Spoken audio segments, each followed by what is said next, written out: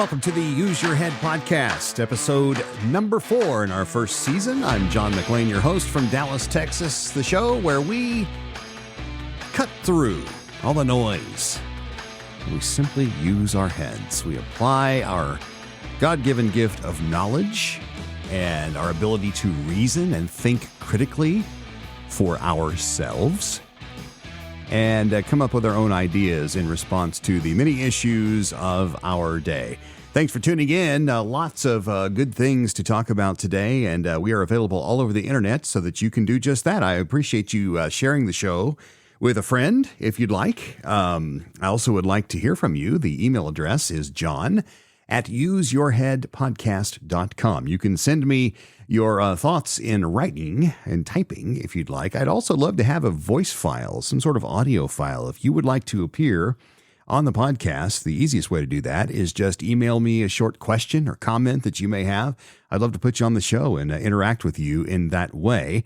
Almost like we were still on the radio live with phones. We just have to do it a little differently in the podcast space. But in any event, the more the merrier. So come on board. Again, it's John@useyourheadpodcast.com. Lots to get to today, so we won't mess around too much. We'll just dive right into topic 1, Olympic opening ceremony flap. Oh boy. You know, I had a bad feeling in the pit of my stomach as the Olympics drew near, and I shouldn't. And I'll tell you just a quick backstory. For many, many years, I did not care about the Olympic Games. I am barely old enough to remember the U.S. hockey team Miracle on Ice in 1980 up in Lake Placid. I do remember that. We did watch it as a family. It was a thrilling night. And of course, that's as we talked about last week, that's the same year I played Little League. And maybe one of the reasons I was so enthusiastic that following summer was I had watched a Miracle on Ice and held out hope for a Miracle on the Diamond, as we talked about last time. Didn't happen. In any event, since that time, it seems like more and more, you know, the Olympics became, I don't know, kind of a news event. And I kind of lost the romance of it. And so I was really not an Olympic guy for a long time until 2, maybe 3 games ago when my wife got me back into it. How can you not like the Olympics? It's just so wonderful. It's great, you know. And I've always been of the opinion that true sport cannot be a judged thing. You cannot have a panel of, quote, impartial judges just deciding how many points you get. I like the races. The clock doesn't lie. The first one to break the tape wins. And we can take a photo finish and we can see who that was with, you know, now in the age of lasers with, you know, lightning speed of light accuracy, we know who the fastest person in the race was. We know who the fastest bicycle, the fastest swimmer. These other sports, I'm not as much into, you know, like the surfing. That's a judged thing. Skateboarding. That's a judged. Yeah, I don't know. Anyway, my wife got me back into the Olympics, and I don't remember exactly how she did it, but suffice it to say, I started looking forward to the games, winter and summer, every year, but not the ceremonies, because the ceremonies are developed by the International Olympic Committee. You know, they hire another committee who has a subcommittee of a subcommittee of a subcommittee and all these committees. And they get together a bunch of people from around the world to put together what has turned into nothing more than a political statement in most cases.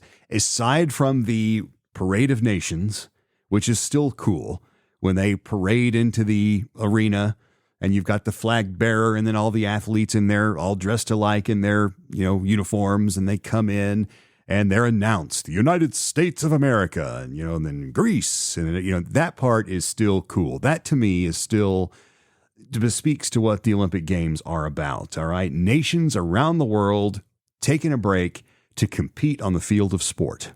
You know, and of course, in the early days in ancient Greece, those were things like wrestling and, you know, the basic racing, you know, track and field stuff. And now, of course, it's grown into this multi-headed monster. But that part I still like. But the other stuff, it's just like, you know, it's okay, I guess I'm just not into that. So I wouldn't even watch the opening ceremonies. And once again, even though I was pretty excited about the Olympics, it's like, oh, it's Olympic time again. Great. And I even told Jan, I said, I'm actually looking forward to the games this year. And oh, yeah, great. I intentionally missed the opening ceremony. I know I'm probably not going to like it. I'm not going to watch it. I'm just not interested. And as it turns out, I had to go back and watch it anyway because of the Olympic ceremony flap that happened. All right. Full disclosure before, and I'm sure you've heard about this. If not, I'm not going to, re-describe it. It's been everywhere. Christians are offended. All right. There are tens of millions of Christians around the world that are offended, some to varying degrees. Some are boycotting the games completely. Some are actually calling for, all kinds of sanctions and all this kind of thing. And then there are some of us that are like, you know what? It's nothing new. Full disclosure, I am a Christian and I worship in a part of Christianity where Holy Communion, which is a sacrament based upon the Last Supper, is of extreme importance. It is a non-negotiable in the faith. It is commanded. Its celebration is commanded by Jesus. And so obviously any type of mocking or anything like that is going to be abhorrently offensive to really any Christian believer, no matter how devout they are or not. However, putting that aside, I began immediately to use my head because, of course, it was just everywhere, all over social media. A lot of the people I follow are fellow Christians, just that happens organically. And so, of course, I had varying stages of outrage and so forth. And some of my liberal Christian friends were like, what's the big deal? It's a cultural thing, varying levels of acceptance. Okay. I used my head and I thought, okay, well, I look at this, in my opinion. This is John speaking. What I saw, and I couldn't bear to watch the whole thing. I'll just tell you up front. I don't know how long the thing was. I heard it was painfully long. I got through maybe 5 minutes and I was physically ill and I had to turn it off.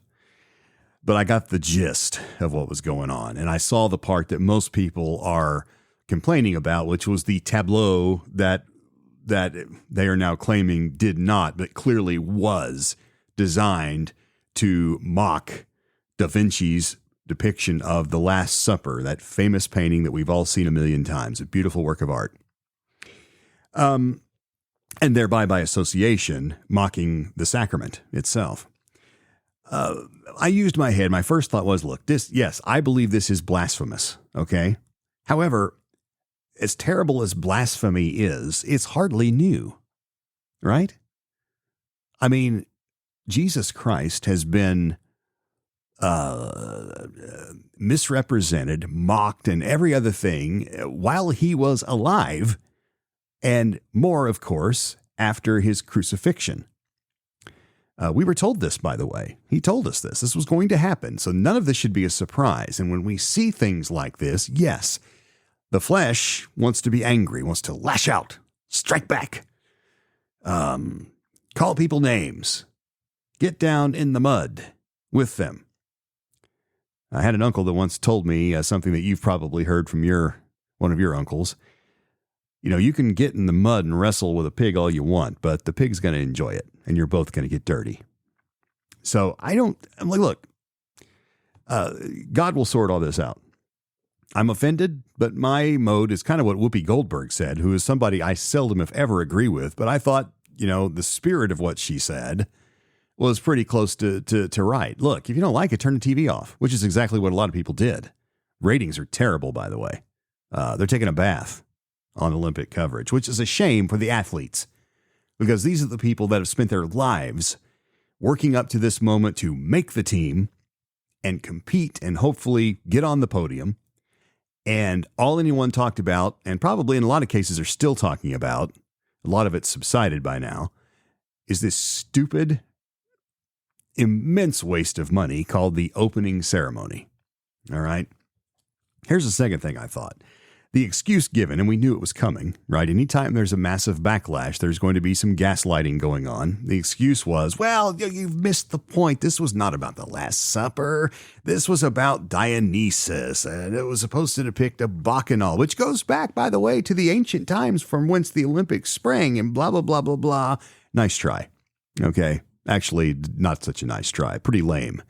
First of all, it was obvious that this was designed to, you can hold up Da Vinci's painting right next to this scene, this tableau, with all the drag queens and everything. And it's pretty obvious to anyone with eyes that come on, give me a break. The characters are posed the same way. That is so lame.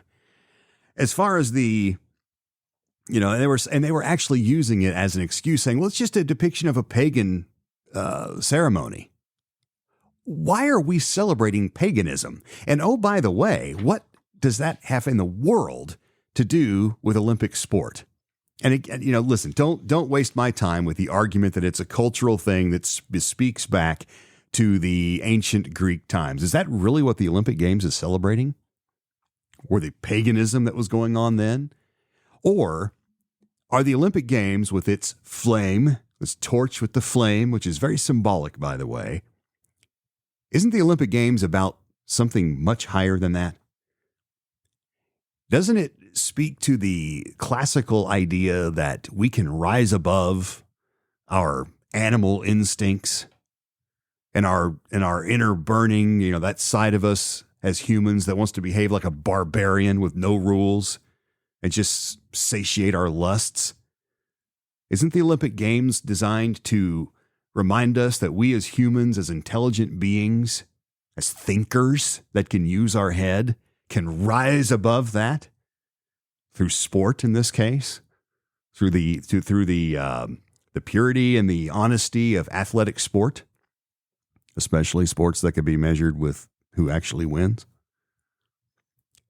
And for them to say that it's just laughable. That's just, we're just celebrating the pagan. Come on. Look, if that's really what you were doing, how did you get this job? Well, we all know the answer to that, don't we? What do drag queens have to do with the Olympic Games? They're everywhere. I don't understand. Look, I know this is a political movement, okay? In my opinion, okay, it has its roots in something far more than we're queer, get used to it. All right, this is a spiritual issue, and that's outside the scope of this discussion. We'll go there if you want to later. Look, clearly, these drag queens were the star of this opening ceremony. It wasn't the athletes, okay? No one can honestly say the athletes were who were being celebrated here. What, again, does that have to do with Olympic sport? Did we, and by we, I'm talking about the human family, did we benefit from the spectacle that happened at the opening ceremony? Has it made us all feel closer as a human family? Does it serve to unite us behind the higher goals that the Olympics used to represent? And frankly, in all honesty, in the hearts of many, especially some of the competitors, still does represent. Despite all the controversy and the scandal that's happened over the years, and we could go back to the terrible gymnastics abuse stuff that happened, it's just awful. And yet, that Olympic flame burns. And to me, and the only reason that I'll even spend any of my time watching any of the events is because I believe that somewhere there is a remnant of people within this Olympic thing, and a lot of them are the competitors themselves, who have given so much time in preparation and suffered through injuries and fought through pain and had to believe in themselves and had to silence their critics and all these kinds of things to get where they are. I have to believe that there's still some people that still know what this is about. Those of you that were in charge of this opening ceremony, shame on you. Shame on you. You missed big time.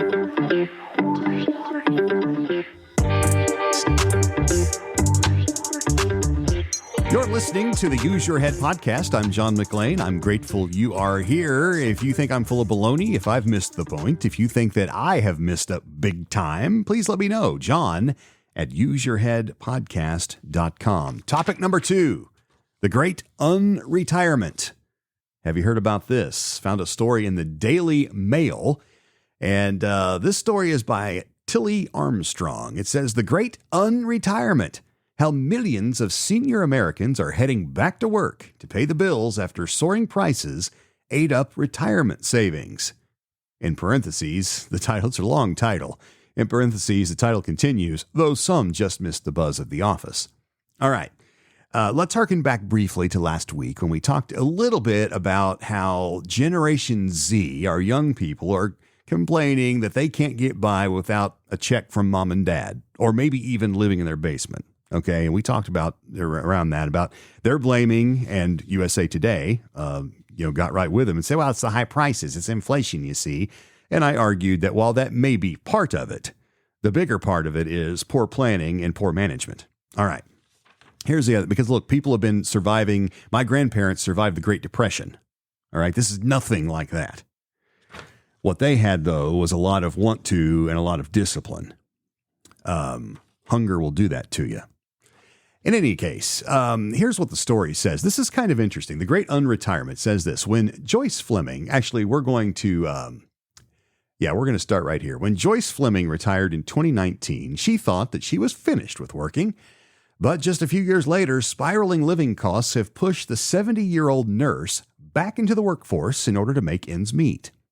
The price of everyday essentials, car ownership, insurance, housing have soared in the last few years, driven by rampant inflation. For Joyce, the only option was to return to work, as she realized her fixed retirement income was not going to cut it if she wanted to continue living with the same lifestyle. Okay, now that's a big asterisk, and we'll go back to this. If she wanted to continue living the same lifestyle. That, by the way, is not a given. It's not a right. Okay, it's a privilege. We'll unpack that a little bit in a minute.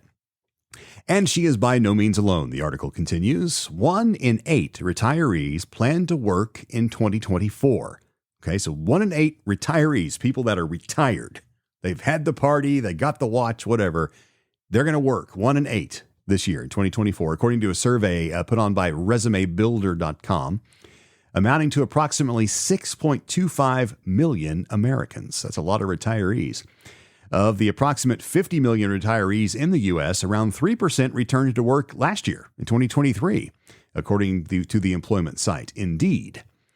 But high costs, dwindling savings, and the need to pay off debt means that this could go up more than 4 times to 12.5% in 2024, according to resumebuilder.com. All right, let's stop down for a minute and talk about this. All right.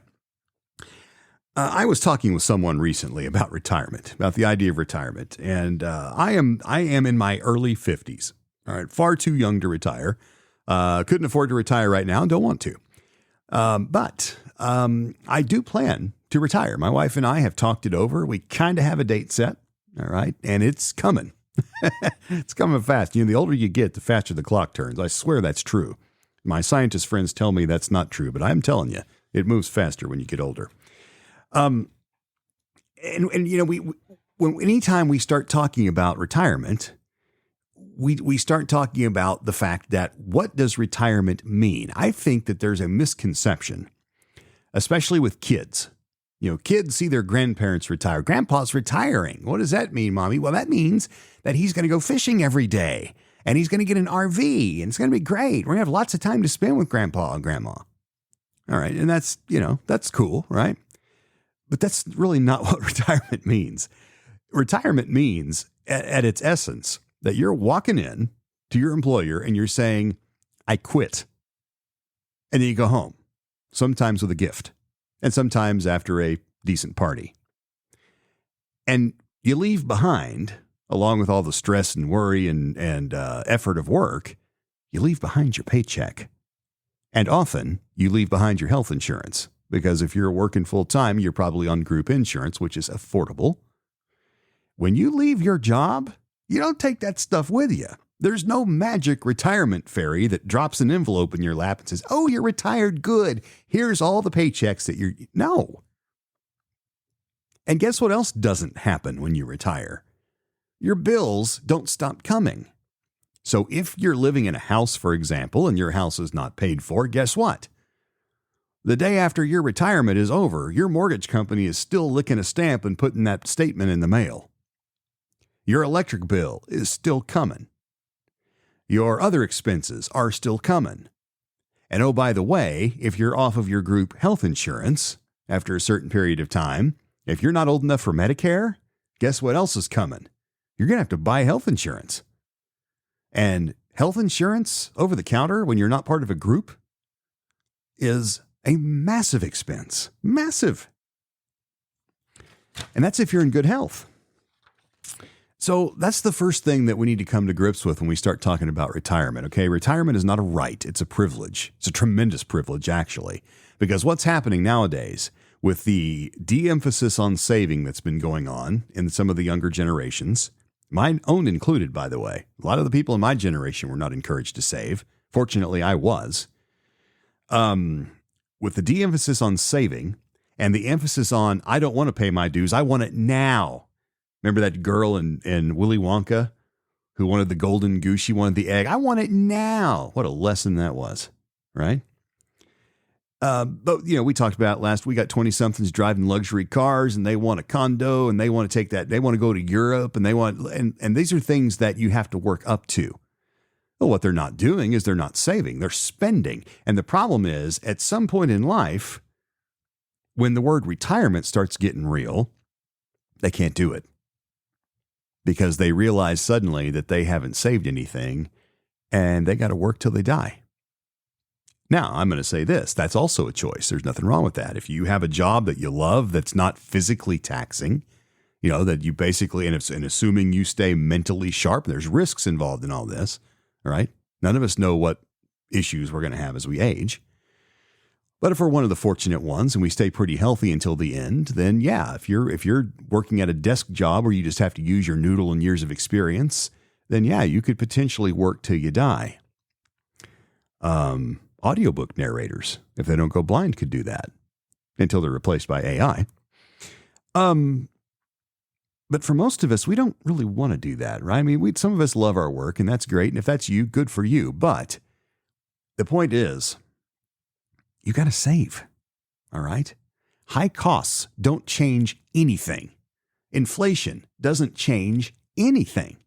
The fact of the matter is, if you didn't save enough, you're going to have to go back to work, or you may never be able to leave, whether you want to or not. Now, I was told when I was a young man, and I don't think I was 30 yet, I was told that in order for someone my age to be able to retire at age 65, now back then that was a world away. Now it's like tomorrow. But I was told then that people my age, by the time they get to retirement age, are going to have $1 million saved in order to comfortably retire. Okay? $1 million in order to comfortably retire. And I thought, well, that's frightening. Well, these same people also said, no, look, if you start saving today and you do a 401k, if let's say you work for a company that has a 401k and you max those benefits out, and especially if they have a matching program, which a lot of companies do to various degrees, you could do that, and if you leave it alone and don't spend it, and maybe even save even more to chuck in there of your own money, save, you could have it and you could retire comfortably, where you're not sitting around like I did in college eating beans every day because you don't have any money.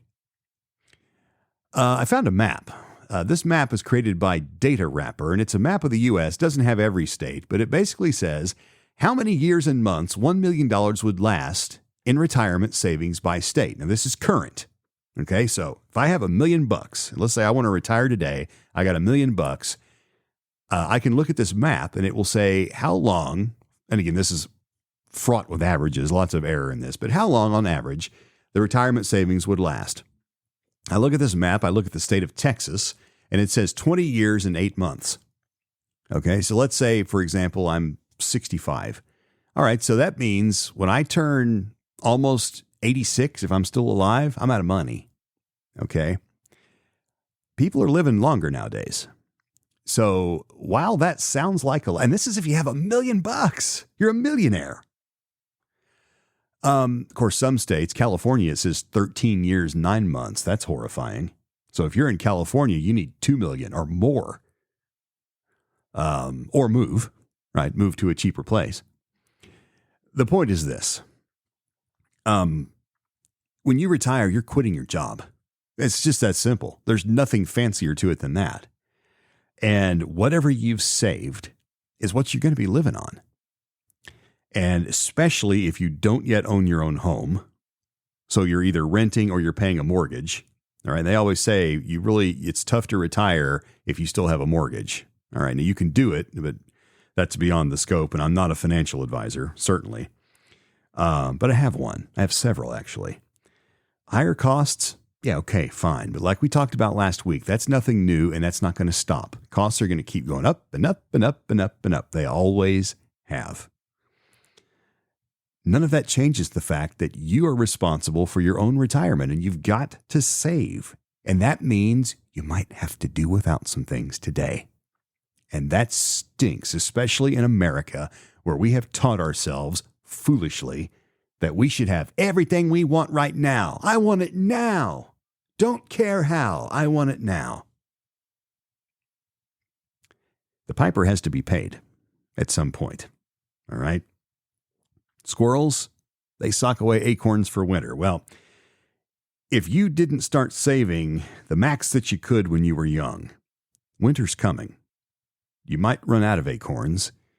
The good news is it's never too late. Now, look, if you're young right now, all right, if you're just starting out your working years, or maybe you're 30, and believe me, that's young. It's never too late. It's not too late if you're 40 to start saving. Every little bit helps. Start saving now. If you work for a company that's got a 401k, do it. Do the maximum. Yes, it will lower your paycheck. You may have to get a smaller apartment. All right? You may have to get rid of your Beamer and drive a Chevy Bang Around, 10 years old or whatever. Okay? But make a plan, stick to it, because I promise you, when the day comes, all right, and it's gonna, when it's time to pay that piper, you're going to be glad you saved. And you, if you use your head, may not have to unretire.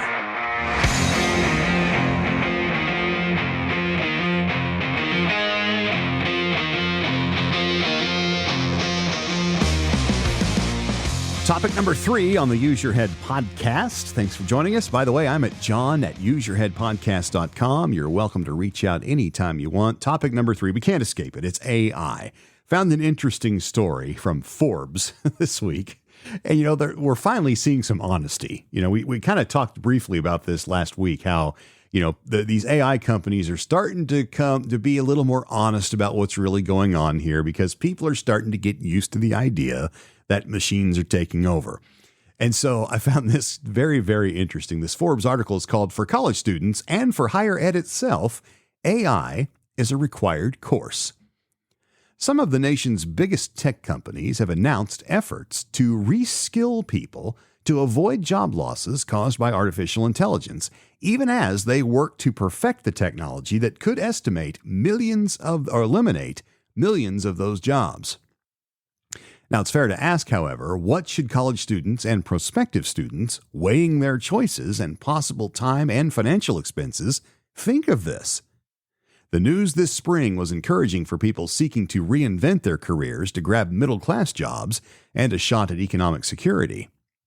Tech giants hatch a plan for AI job losses, reskill 95 million in 10 years, reads one recent headline. The ZDNet story details plans for a group including Google, IBM, Intel, and Microsoft to help people who have lost or are about to lose their jobs. There are two sides to this: learning about AI and other tech, and learning with those technologies. Online learning opportunities abound, as anyone knows, who has turned to YouTube for instructions in cooking, car repairs, coding, or 100 other pursuits. The big names are also by the way, YouTube is Google. The big names are also pitching in to help learners understand the exploding field of artificial intelligence. For example, on its Skills Build learning portal, IBM offers a free credential in AI basics in a 10-hour online training program called AI Fundamentals. All right. So here we go. AI is now admitting, yeah, you know what? We're going to cost a lot of people their jobs, and they're saying 95 million jobs will need to be reskilled. In other words, the 95 million careers are going to end, and you're going to have to do something else. And these tech companies are saying, don't worry, we're going to help you with this. I use my head and I wonder about the wisdom behind this. All right, let me get this straight. You are creating a technology designed to replace humans earning a livelihood. Okay. And I should stop here and say, because I can already hear the grumbling, well, you're just against progress. I want to say this again. Look, there are things that computers should do. Okay. Art is not one of those things. And there are many, many other things. I do not want a computer CPA, for example. I want a human being that has ethics and that I have a fiduciary relationship with to take care of me, not some thoughtless, soulless machine. I do not want a computer doctor. And in fact, I'll go further. I don't want a computer helping my doctor. That's just me. My point is this. I'm using my head and going, okay, so you, Mr. AI, we'll just call this group of companies AI. AI is kicking me to the curb. But then you're going to say, well, don't worry, we're going to take care of you, and we're going to, we'll put you somewhere where you'll be happy and content, and you'll be able to earn a living. We're going to help. I don't believe you. Not for a second. Okay. It sounds all the world like, and look, this is the other interesting thing. Think about colleges and universities.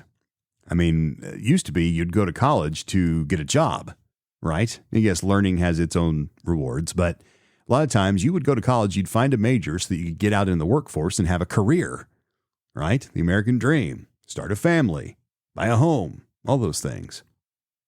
What are colleges and universities doing now other than, stirring up trouble in the minds of young people? A lot of these careers are going away. I mean, is a college going to make any money if they, offer a career in, I don't know, audiobook narration?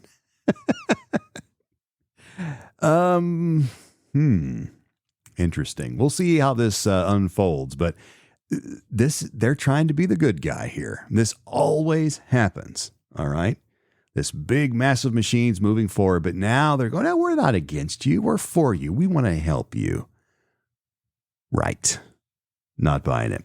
Thanks for joining us this week on the Use Your Head podcast. This is the show where you are encouraged to look through the mist of people that want to think for you, to cut through the narratives with a giant pair of scissors that's called the human intellect. Until next week, whatever you see, whatever you read, whatever you hear, do yourself a favor and use your head. Thanks for joining us. We'll see you next week. Bye-bye.